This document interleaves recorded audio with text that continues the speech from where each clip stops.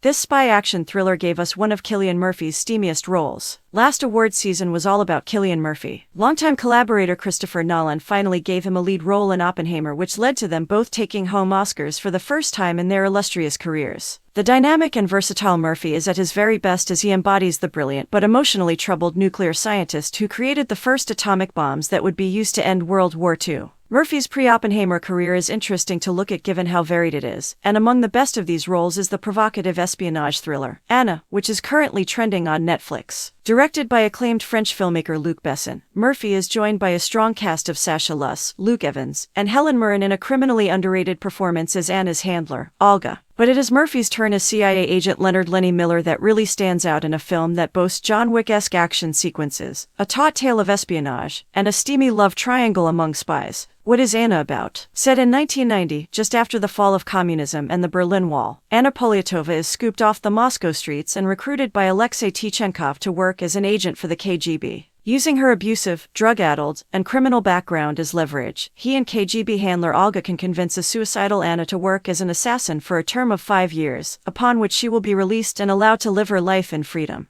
During this time, she works under the guise of being a high-end fashion model in Paris, using her physical beauty and allure to get close to the people she is supposed to kill. She has a knack for the job, forming a successful and prolific team with Olga. However, the CIA is also keeping tabs on Anna's meteoric rise through the ranks. Murphy's agent Miller intercepts her during a mission and forces her to become a double agent, providing information for the CIA. Miller also makes her a deal, offering her a new life in Hawaii if she performs one final task: kill the current head of the KGB, Vasilev. Miller and the CIA would prefer a successor more willing to work with the United States, and Anna wants to kill him because he won't guarantee her freedom after 5 years of service. Anna is torn, but both governments underestimate her determination to achieve a life of her own. Cillian Murphy and Sacha Luss have steamy chemistry in Anna. Cillian Murphy's undeniable charm and cavalier attitude complements Sacha Luss's on-screen presence and sexuality. Agent Miller is brash and assertive in a complete heel turn away from the fastidious and meticulous physicist J. Robert Oppenheimer. Even though he doesn't do any heavy lifting on the screen until the film's latter half, he makes his mark with an undeniable sizzle across the table from Anna in an early interrogation scene.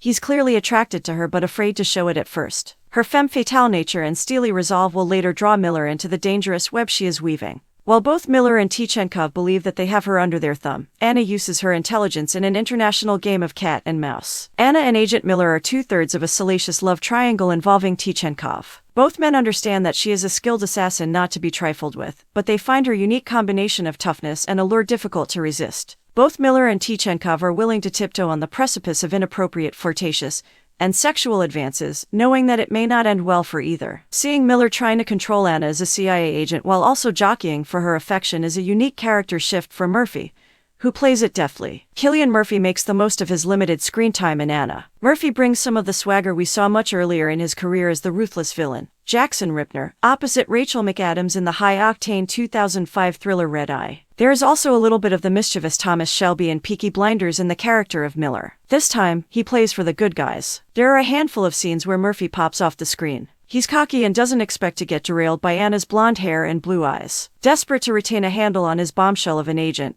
he's conflicted. He knows she's a killing machine but realizes it isn't in her nature to be an assassin, and she wants to live a peaceful life. Murphy shines in the scene where he and a team of CIA agents intercept her in the middle of a high-stakes assassination assignment. In a flashback sequence, the audience is brought into Lenny and Anna bartering her deal to turn double agent in a hotel room after a faked grisly killing. Murphy recites a long dialogue that is so smooth that even Anna has to answer to him. He has a Bond-like clandestine quality to this character, which works marvelously. With just the right amount of business and pleasure, Murphy has never been better with limited screen time. Enjoying the content? Subscribe, like, share, and drop a comment to be a part of our amazing community. Your support means the world.